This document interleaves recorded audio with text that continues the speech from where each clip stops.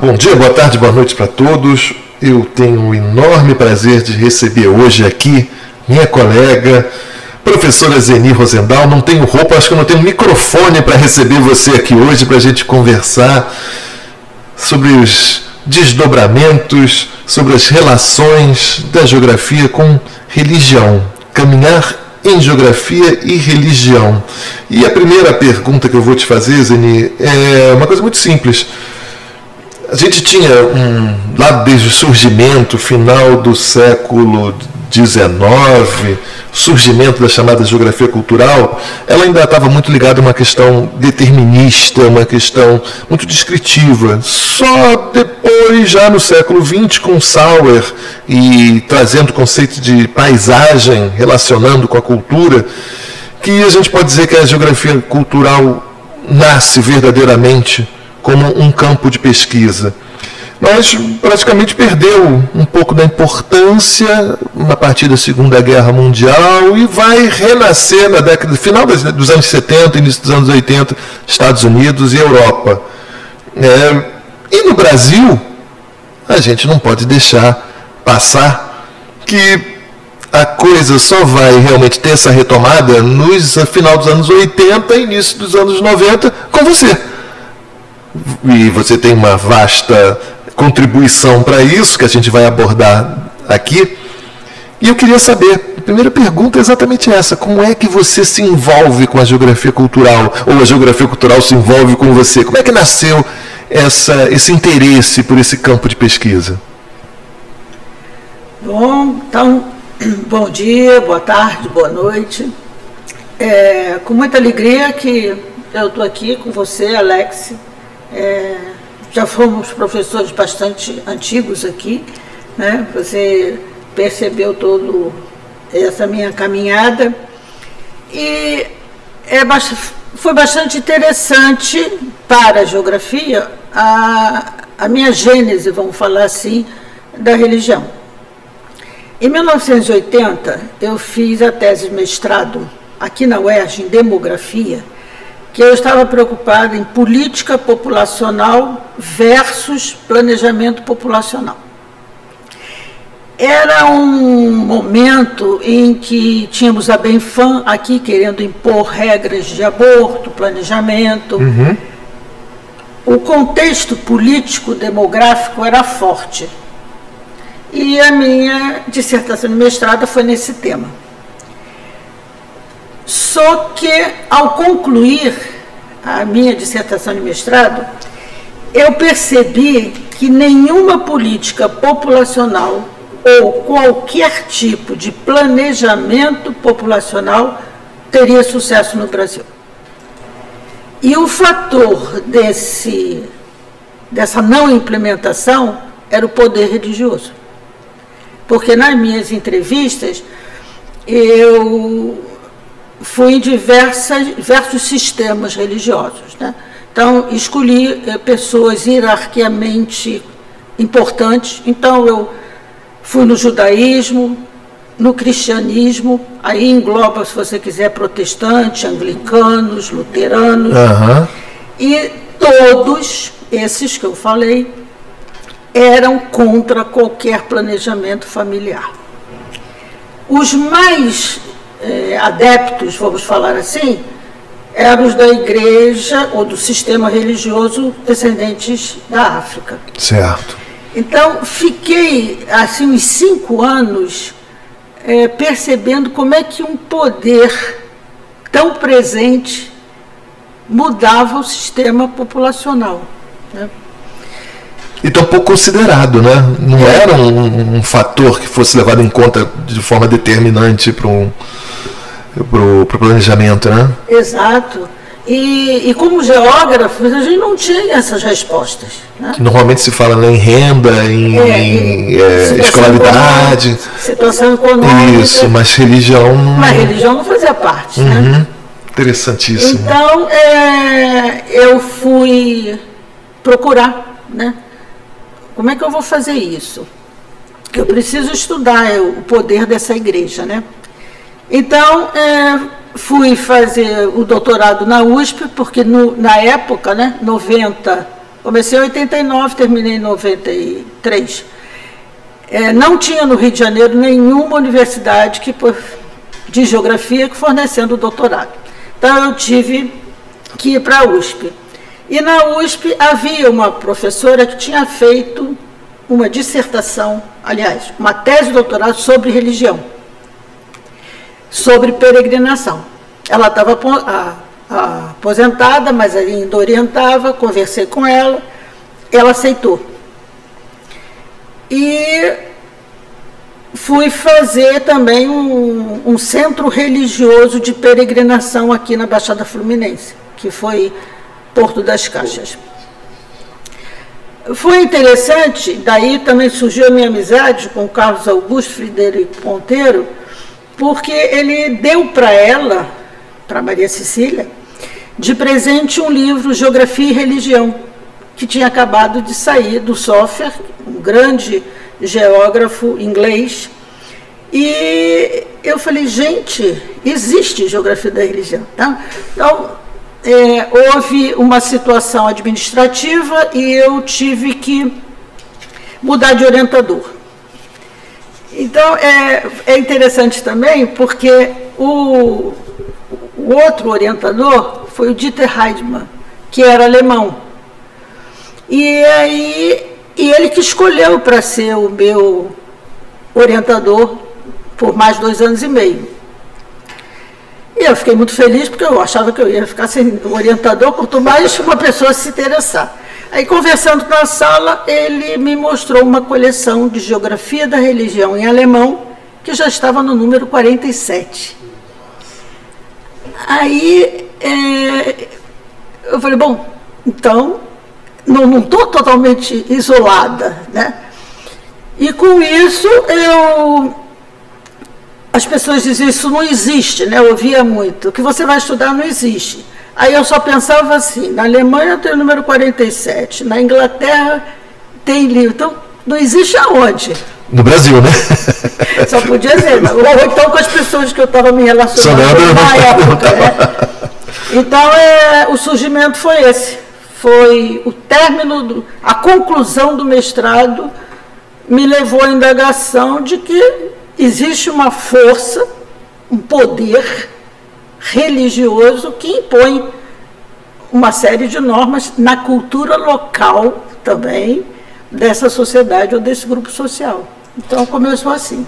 Muito, muito interessante esse registro, né? E em torno de 40 anos depois a gente vê que não só em relação à questão do planejamento, né, populacional, mas esse poder das igrejas, da religião, é muito maior hoje em dia e em vários campos, inclusive no campo político, né? Muito interessante. Até no início das minhas aulas, eu dizia sempre, olha, vocês têm que ficar preocupados com o poder político da religião, né? Então, quem foi meu aluno aí há uns 30 anos atrás deve lembrar, poxa, já era para a gente ter estudado essa difusão da religião na política. Sim, que antes a gente até imaginava que existia, mas de maneira muito velada, né? Muito restrita. Hoje esse poder ele é amplificado, ele é mostrado para todo mundo, né? Não tem mais aquela coisa do ambiente ficar restrito ao ambiente deles. Diferentes religiões se colocam de maneira muito clara para a população como um todo, né? Você tem uma coisa interessante, uma situação interessante. O santuário de Nossa Senhora da Conceição Aparecida, ela fica no eixo Rio-São Paulo. A principal estrada político-econômica do Brasil. Ela é um santuário nacional. Como que ela surgiu? Ela surgiu porque o arcebispo do Rio de Janeiro conseguia colocar em procissão mais pessoas do que o Getúlio num comício. Aí o Getúlio fez um acordo político e econômico com o arcebispo. O arcebispo apoiava o Getúlio e ele construía o santuário. O santuário. Então, essa ligação já é... Essa é a ligação política já era. E uns 20 anos depois que eu comecei a minha pesquisa, e agora eu posso te afirmar, a dimensão do sagrado, ela tem 3 dimensões muito fortes. Uma é a política, a outra é a economia, sim, a troca dos bens simbólicos, sim, e a outra é a importância do lugar. Perfeito. Então, essas 3 acompanham. Então, quando você faz geografia e religião, o que você estuda? Posso resumir que estudo nessas 3 dimensões. Um ótimo esclarecimento, com toda certeza. Bom, século XXI. A gente tem a geografia cultural hoje com novas abordagens, né? Você podia mostrar para a gente, assim, de maneira assim, bem resumida, esses impactos causados pela geografia cultural na produção geográfica como um todo, no Brasil, né? Como é que você vê isso, né? Desse momento que a gente está vivendo hoje e como a geografia cultural se posiciona frente a isso? Essa pergunta é bastante interessante, porque me faz fazer uma avaliação dos 30 anos de NEPEC, uma vez que comemoramos agora, 2023, os 30 anos da criação do NEPEC. Só para esclarecer, NEPEC, Núcleo... NEPEC, Núcleo de Estudos e Pesquisas sobre Espaço e Cultura. Perfeito. Esse núcleo, ele nasceu num desejo meu de difundir, como eu falei anteriormente, aquela vertente já existente no mundo e que a UERJ, no caso, não sabia. E como eu estava como bolsista estudando,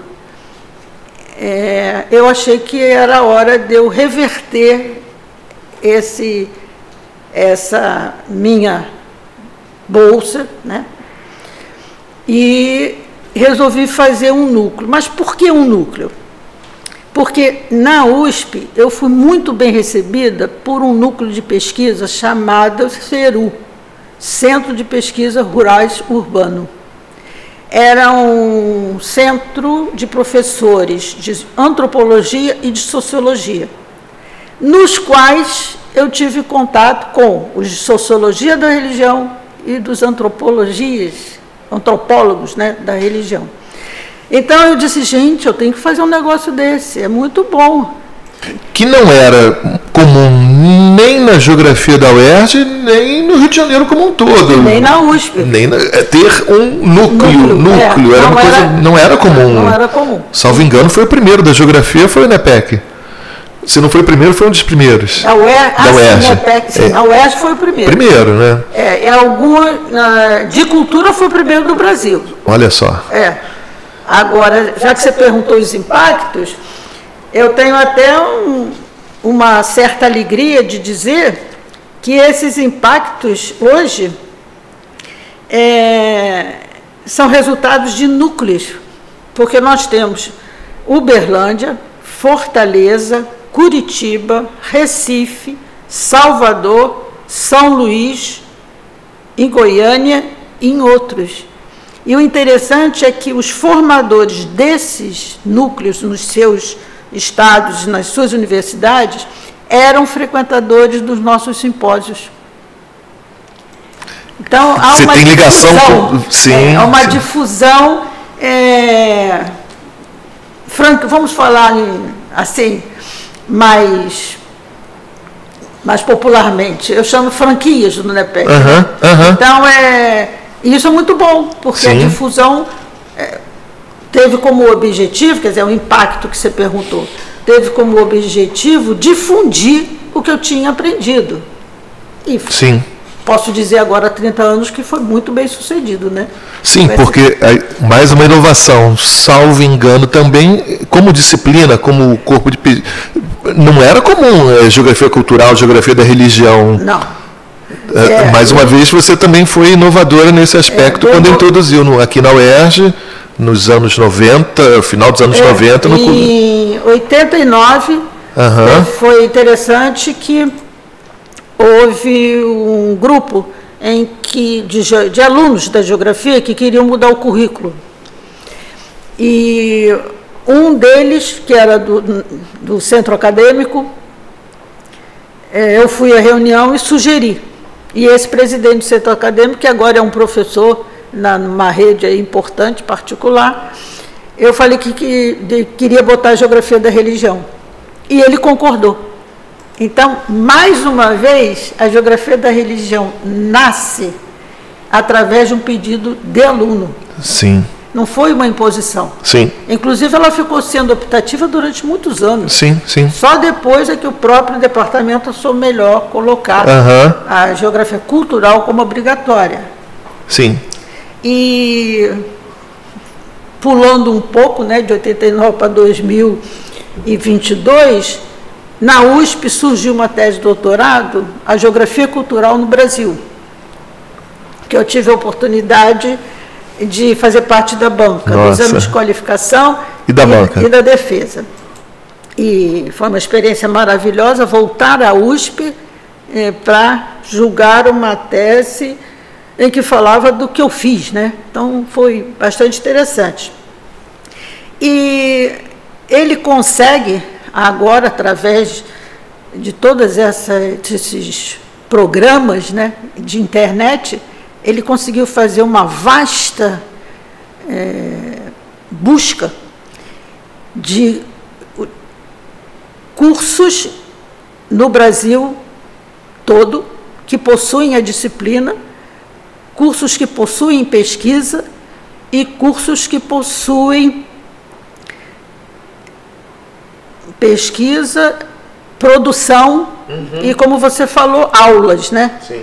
E me deu uma alegria também grande, apesar de não gostar de estatística, não acreditar na estatística, mas, para você ter uma ideia, 75% das universidades brasileiras conhece a geografia cultural, conhece o trabalho do NEPEC e usa os livros que a gente publicou. Que a gente vai falar daqui a pouco, são muitos. São, a gente E temos também essa mesma repercussão, não só na graduação, mas também nos programas de pós-graduação. Onde a gente vem observando que várias dissertações e teses ligadas à geografia cultural e geografia da religião estão presentes em diferentes cursos do Brasil como um todo, de todas as regiões do país, né? Há até uns pensamentos, né? Existem pensamentos que falam que um grupo de pesquisa pode ter muito sucesso se houver afinidades entre os professores. Então, um círculo de professores com afinidades temáticas que fizerem parte de determinado estudo, esse estudo tende a ser um sucesso. Não sei se fui claro. Vou dar um exemplo. Eu, inicialmente, até por não ter um colega que estudasse geografia da religião ou que estudasse uma geografia cultural, eu fui buscar essas referências e esses encontros com outras áreas. Fora da geografia. Fora da geografia. Buscar as interlocuções fora da geografia. Muito interessante. O meu doutorado, já no início, foi interdisciplinar. Porque eu fiz disciplina Geografia da Religião na USP. Fiz Antropologia da Religião na USP. Aqui na UERJ, nós tínhamos Sociologia da Religião e Antropologia da Religião, que eu também fiz aqui na UERJ, o curso de graduação. Então, esses pensadores, mesmo que isolados, não vinham ao NEPEC, mas mesmo eles isolados, eles pertenciam a esse meu círculo de afinidade. E eu pertencia também ao círculo de afinidade deles. E é comum eu participar de banca de Sociologia da Religião, de Antropologia da Religião, devido a essa afinidade, né, que a gente tem. E isso é um conceito do Berdolet. Ele dá essa teoria, né? Eu conheci depois que já tinha um ciclo de afinidade, mas achei bastante interessante que o não isolamento, né? Se você tentar se isolar com aqueles que pensam iguais, você vai ter sucesso no que você está pensando. Sim. Então, eu atribuo também a esse impacto que eu causei na geografia, porque eu não vim sozinha. Exatamente. Eu vim com a versão espacial da religião, mas eu tinha interlocuções com sociólogos e com antropólogos. Sim, e depois com as próprias pessoas da geografia, porque sim. Eu acompanhei, pelo menos uma parte muito boa de tempo no programa de pós-graduação, sempre me chamou a atenção, nem sei se cheguei a comentar isso contigo alguma vez, mas a quantidade, primeiro, de professores universitários que vinham fazer doutorado com você, mas também como seus ex-orientandos se transformaram em professores universitários futuramente. Né? Então, você também criou, a partir das suas formações, né, em mestrado e doutorado, pessoas que vieram a trabalhar com isso em outros lugares. Né? Uma coisa que eu acho que merece ser destacada. Né? Isso aconteceu sim. Nós temos atualmente um núcleo em São Luís, no Maranhão, que é de um ex-orientando meu de doutorado. E, no caso, o dele também foi estudo de peregrinação, porque, às vezes, o aluno estuda política e religião, mas esse ele estudou, veio para fazer o doutorado aqui, foi da segunda turma, e agora é professor de São Luís, no Maranhão, e tem o seu núcleo de pesquisa. Eu vejo um componente muito importante nessa difusão toda que a gente está falando aqui, a partir do periódico Espaço e Cultura que você criou, né? Desde o início trabalhando com essa vertente de dar visibilidade, reconhecimento e difusão dos trabalhos de geografia cultural no Brasil e no mundo, né? Como um todo, porque hoje a gente sabe que os periódicos têm um alcance que, nos últimos anos, que é irrestrito, né? Eu queria que você falasse um pouquinho para a gente como é que foi também essa ideia, e a gente está aqui não é para ficar, é para fazer o registro, é verdade, né? Você criou o primeiro periódico dentro da geografia, um dos primeiros dentro da geografia do Rio de Janeiro, que é o Espaço Cultura, né? Que está aí até hoje, com um enorme sucesso. E como é que foi? Como é que foi essa ideia? Eu já tinha criado um núcleo, e aí, de repente, a mente não para, e, bom, agora eu vou criar um periódico? Como é que foi isso? Bom, quando eu fui fazer meu pós-doc, estava sendo lançado na França um periódico que é Espace Culture, do Claval, que foi meu supervisor. E eu até comentei, então vai ser Espaço Cultura quando eu voltar, né? Mas brincadeiras assim que a gente faz. E aí eu fui procurar também quantos periódicos tinham, para saber, né? E periódicos que se detalhasse no estudo da geografia cultural, só tinham 2. O Ecúmena, na Inglaterra. No mundo todo, 2? No mundo inteiro, só tinham 2. Então, o Ecúmena, na Inglaterra, que depois mudou de nome, o da França, e o Espaço Cultura ficou sendo a 3ª revista mundial. Fantástico. Sobre Espaço Cultura. Fantástico. E ela nasceu com aquele meu objetivo que eu tinha que difundir. Então, como eu iria difundir as dissertações e as teses de doutorado que eu estava já orientando e com muitos artigos bons. Outra contribuição, resolvemos fazer simpósios internacionais de 2 em 2 anos. Fantástico. Quer dizer, difusão em todos os caminhos, né? Na formação, a partir da produção, e também divulgação a partir de eventos, né?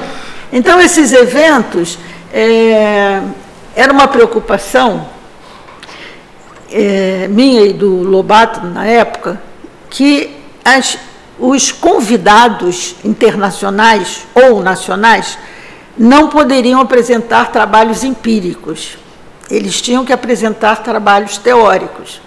O objetivo foi reconhecer mais ainda quais são as linhas de cultura, quais são as linhas possíveis, né, dessa diversidade. E os simpósios foram muito bons. Eu sei. Foram muito bons.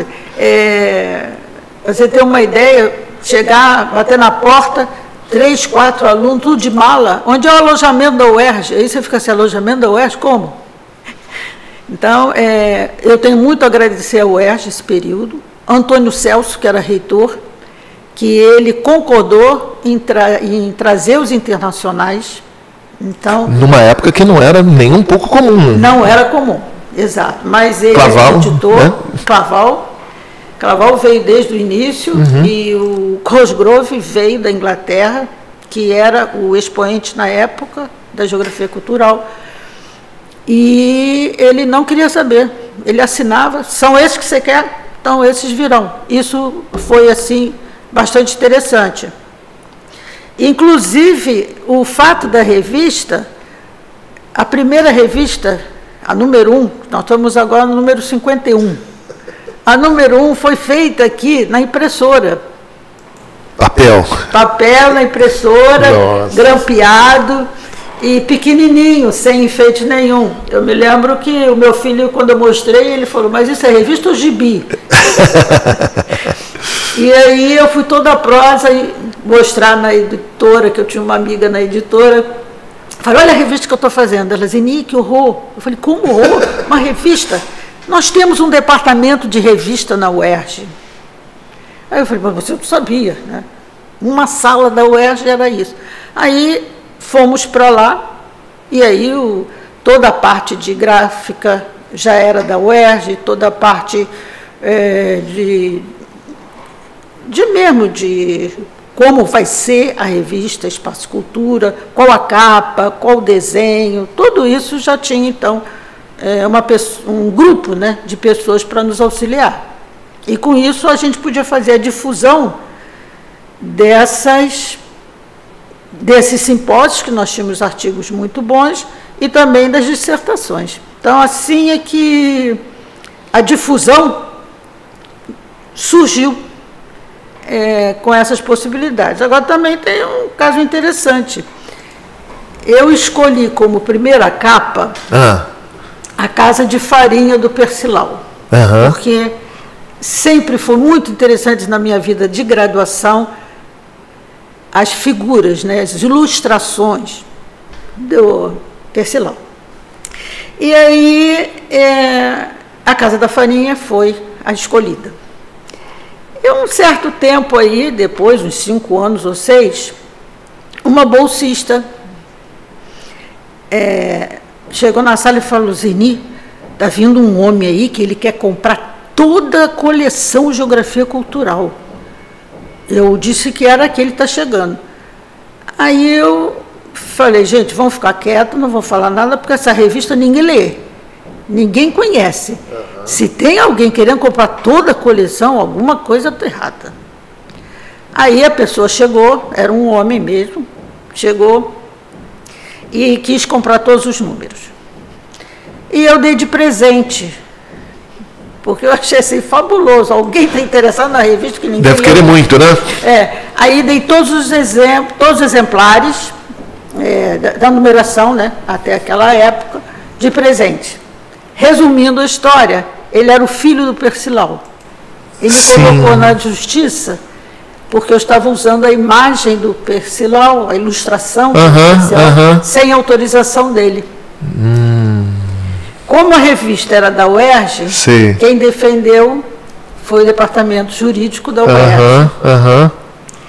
E era o ano de 2000 que isso aconteceu. Sim, eu lembro. E eu mudei a capa da revista, ficou sendo a primeira missa, já que era o ano 2000, 500 anos de Brasil, então vamos colocar a primeira missa no Brasil. Colocamos a primeira missa no Brasil e eu fiquei 8 anos com esse processo na justiça sem saber o que eu vou indenizar essa pessoa.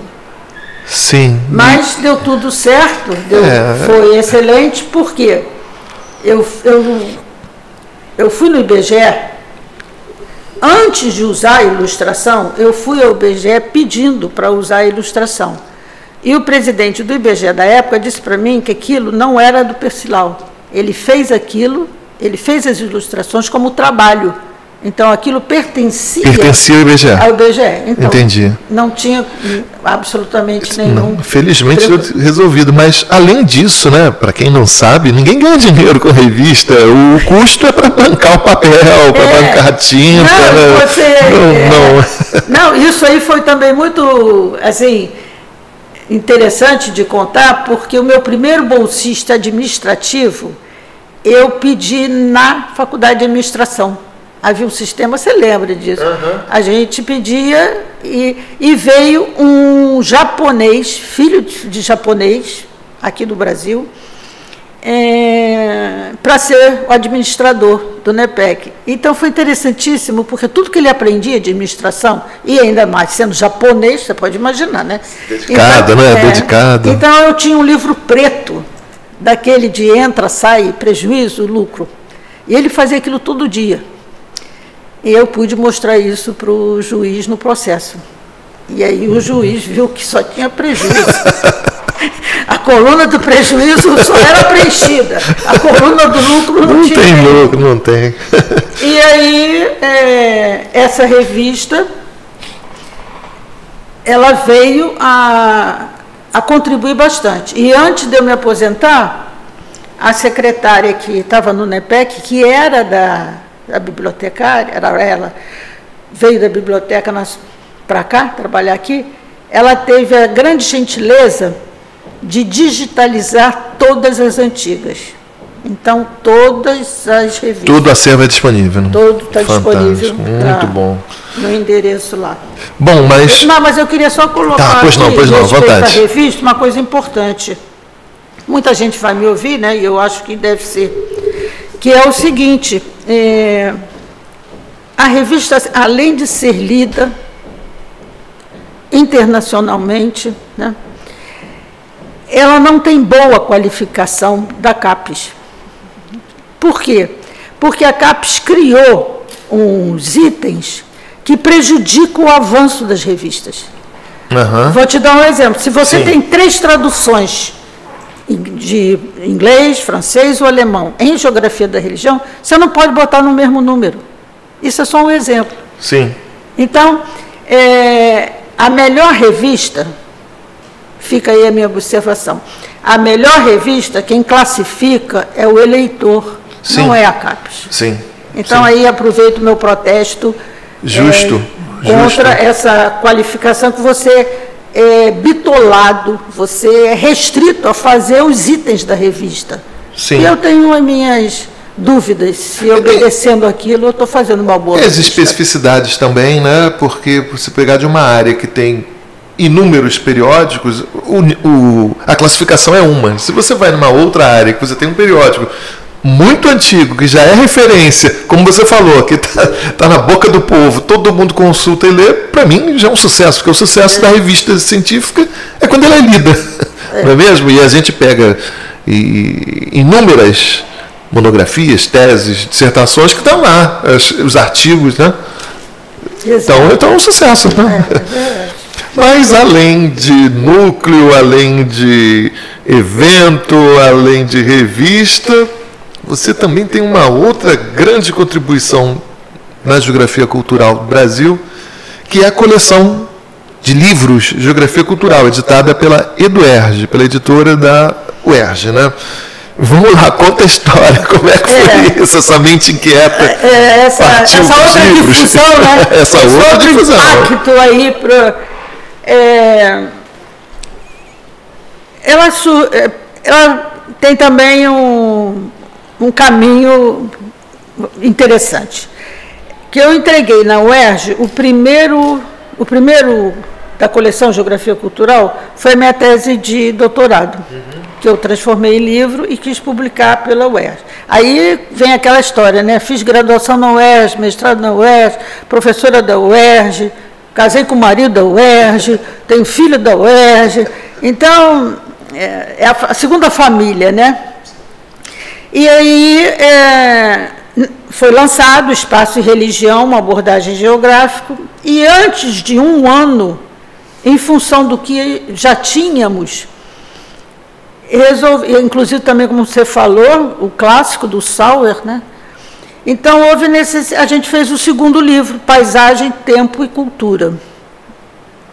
E esse fazer, que eu digo, é porque, como bolsista do CNPq, eu tinha uma verba, então eu podia usar essa verba e usava na confecção dos livros. Então, a EduERJ, ela entrava com pouco recursos, né? Porque os maiores recursos vinham das minhas bolsas. Então, aí, quando surgiu o segundo livro, em menos de um ano, a representante da EduERJ disse assim: ué, como é que é isso? Você lança um livro e daqui a um ano, antes de um ano você traz outro? Então daqui a um ano você vai trazer outro? Eu disse: vou. Aí lá, então isso não pode ser assim não, isso tem que ser uma coleção. Nasceu então, Alex, a coleção Geografia Cultural dessa forma. Interessantíssima, né? Nem eu saí de lá sabendo que estava na mesma hora que ela me disse que não podia ser assim um livro, tinha que ser uma coleção. Aí foi lançada a coleção. Sucesso também, né? E essa coleção, temos 24 livros. 24 livros de geografia cultural. Isso. E geografia da religião. Paramos em 2018, veio a pandemia. Sim. E agora reestruturar, tem que ir lá ver como é que retomar, né? Retomar. Mas uma contribuição fantástica, né? E essa contribuição, já que você perguntou dos impactos, né, na primeira, é impacto porque a gente fez a geografia um século, que foi um volume importantíssimo. Depois a geografia cultural um século 2 também, em que a gente fez toda a importância da geografia alemã, né, inglesa e francesa.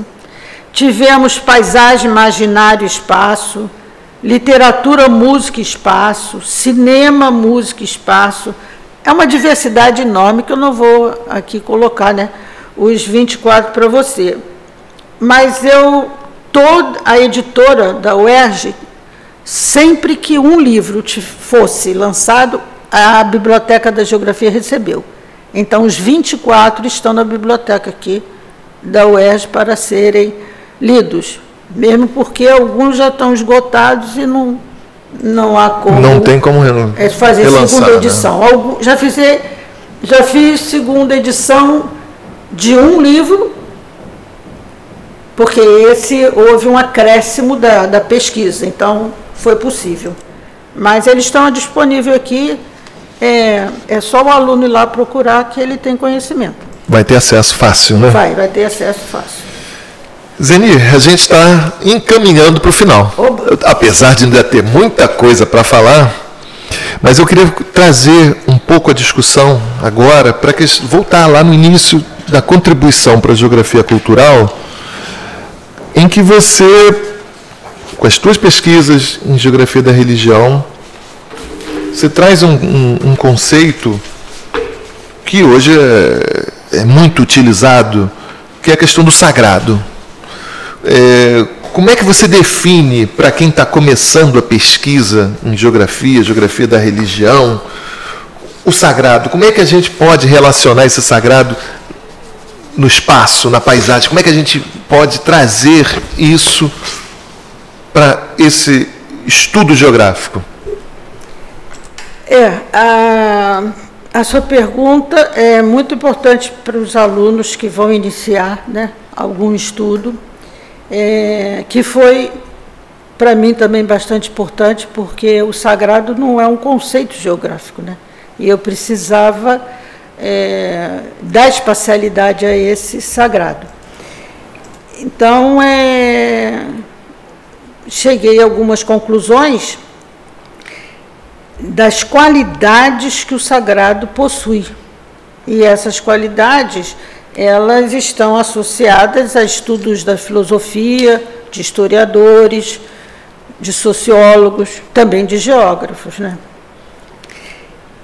Então, como geógrafo, você vai entender perfeitamente Primeiro, que o sagrado, ele imprime marcas no espaço. Ora, se somos geógrafos, e vamos estudar essa arrumação que o sagrado impõe, né?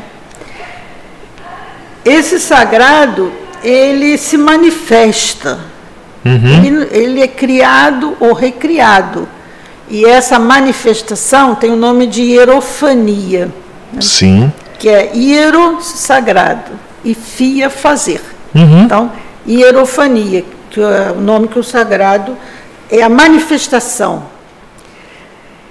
Só que essa forma hierofânica, ela tem marcas e matrizes.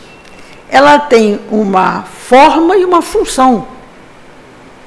Então, a geografia está ali, né? A geografia estuda o espaço e a religião ocorre no espaço. Então, podemos estudar. O Max Weber, agora a contribuição, ele diz que é um dom carismático. Então, é possível você reconhecer esse dom. Já o Peter Berg e o Durkheim avisa que o sagrado tem um poder que ele mesmo se impõe. Ele se apresenta com aquele poder, porque ele é ele mesmo. Sim. Já o sociólogo Douglas afirma que esse sagrado impõe ordem no espaço. Então você reconhece esse poder, essa forma, essa função e essa ordem, né? O Otto já afirma que o devoto possui momentos de confiança e dependência nesse espaço. Então, o homem também contribui para a sua formação do sagrado. E alguns filósofos afirmam que esses momentos são marcados por transcendência.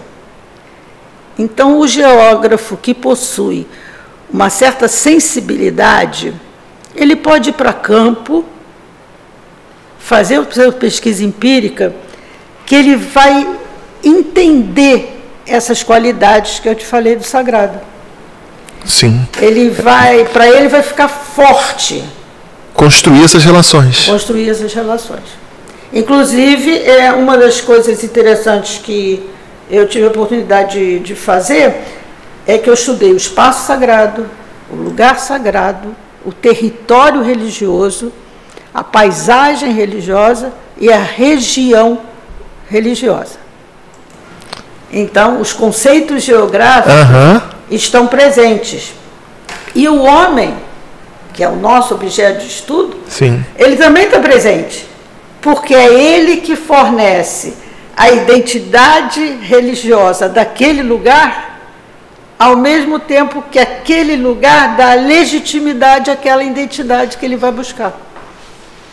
Então é fácil estudar, não é? A geografia da religião. Está aí, né? Está aqui. Sim, só enxergar. Deve ser a sensibilidade, a sensibilidade de estudar, seja em centro religioso, seja sistema religioso, seja uma dimensão econômica da venda e fabricação desses bens simbólicos, seja a função política que o sagrado impõe naquele lugar.